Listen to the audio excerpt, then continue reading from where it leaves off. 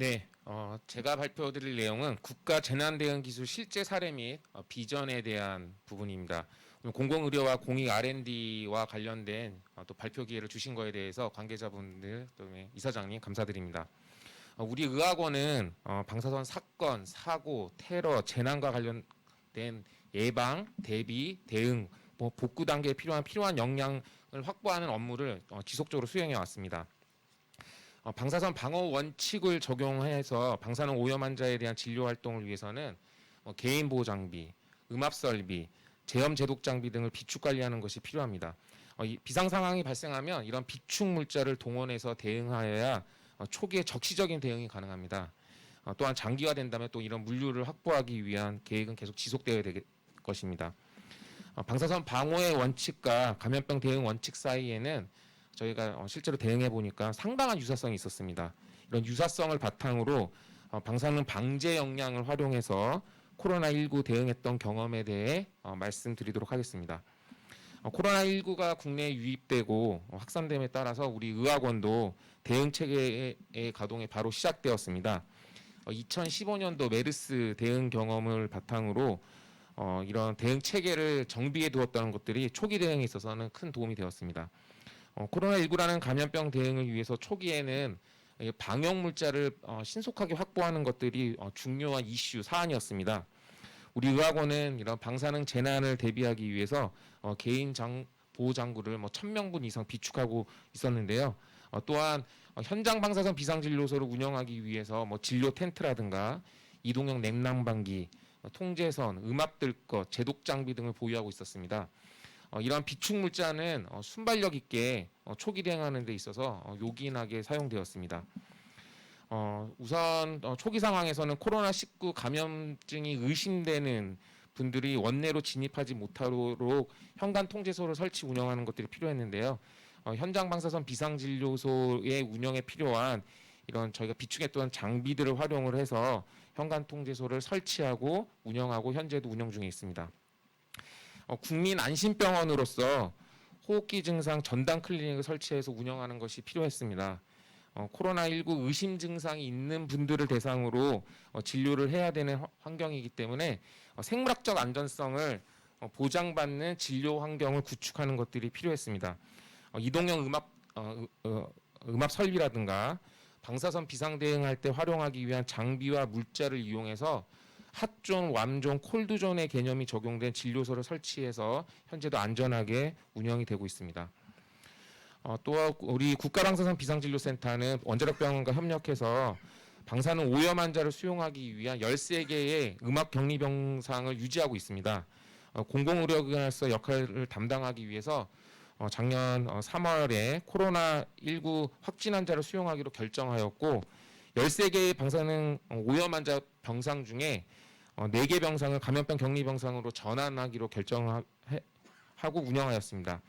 4개 병상을 운영하면서 코로나19 입원 치료에 필요한 기술적인 노하우 또 방사선의 안전에 기반했을 때 생물학적 안전 문제까지도 이런 경험을 축적할 수 있었습니다.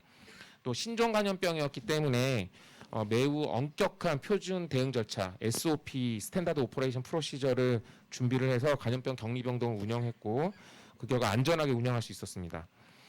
코로나19가 장기화되면서 감염병 대응할 수 있는 의료진, 의사간호사, 그다음에 지원 인력을 확보하는 것이 필요했습니다. 이에 의사, 간호사, 의료기사, 행정직을 대상으로 교육과정을 개설해서 감염병 대응 역량을 확보하였습니다. 국내에서 작년 연말이죠. 12월에 3차 대유행이 진행이 되고 우리 원자력병원도 감염병 전담병원으로서 지정받고 10개 병상을 개소하는 것이 결정되었습니다. 또 능동적으로 결정하였고요. 1개의 일반 병동을 전체를 음압병동으로 전환하는 것이 필요하였습니다. 방사능 격리병동을 감염병 병동으로 전환했던 운영 노하우가 축적되어 있었기 때문에 상당히 빠른 시간 내에 이런 것들을 준비할 수 있었습니다. 특히 감염병 격리병동 운영에 대한 경험을 이제 어느 정도 축적하게 되면서 의료진들의 숙련도도 향상이 되었고요. 이런 향상된 숙련도는 감염병 전담병원으로서의 기능 수행하는데 큰 도움이 되었다고 생각합니다. 현재는 15병상으로 확대돼서 운영 중에 있습니다. 감염병 대유행 상황이 발생하면 의료 체계를 유지하기 위해서는 음압병실을 확보하는 것이 필요하다는 교훈을 남기고 있습니다. 한국과학기술원 카이스트죠. 에서 이동 확장형 음압병동 개발 사업을 착수한다는 소식을 접하게 되었고요. 우리 의학원이 가지고 있는 노하우를 접목시켜 나간다면 시너지를 낼 수 있을 것이라고 생각하였습니다. 이에 2020년도에는요. 1단계 사업으로 이동 확장형 음압병동에 대한 설계 지원과 시험 운영 연구를 착수하였습니다. 우리 의학원의 주차장 부지에 4명의 중환자를 수용할 수 있는 이동형 병동을 설치하는 데 성공하였고요. 모의 환자를 이용해서 안정성을 우선 검증하였습니다. 2단계로는 2021년 올해에 실제 환자를 수용해서 운영하는 사업을 진행하였습니다. 실제 환자를 수용하여 운영이 가능한 다는 것을 실증하였고요. 또한 약 6개월 동안 내구력 테스트를 통해서 내구성이 충분한 이동 확장형 음압병동임을 확인하는 사업을 카이스트와 같이 협업하여 진행을 하였습니다.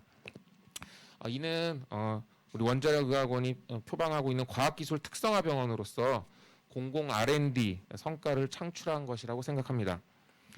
이런 코로나19 대응을 하면서 특수재난 대응을 위해서는 특수재난이라고 하는 것은 방사능과 감염병 재난을 포함해서 말씀드리는 겁니다. 숙련된 의료 인력을 확보하는 것이 중요하다는 것을 교훈을 얻었습니다. 방사능 재난에서도 숙련된 의료인을 확보는 중요한 재난 대응의 역량의 요소라고 생각합니다.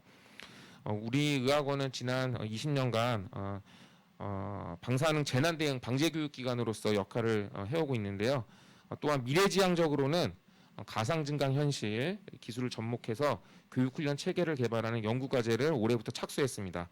올해 프로토타입 개발하고 내년에 베타 버전, 내후년에 풀 버전, 그리고 2024년도에는 실제 교육 훈련에 접목해서 유효성을 검증하는 R&D를 진행하고 있습니다. 이런 것들이 공공의료에 필요한 인력을 양성하는 데 크게 도움이 될 거라고 생각합니다.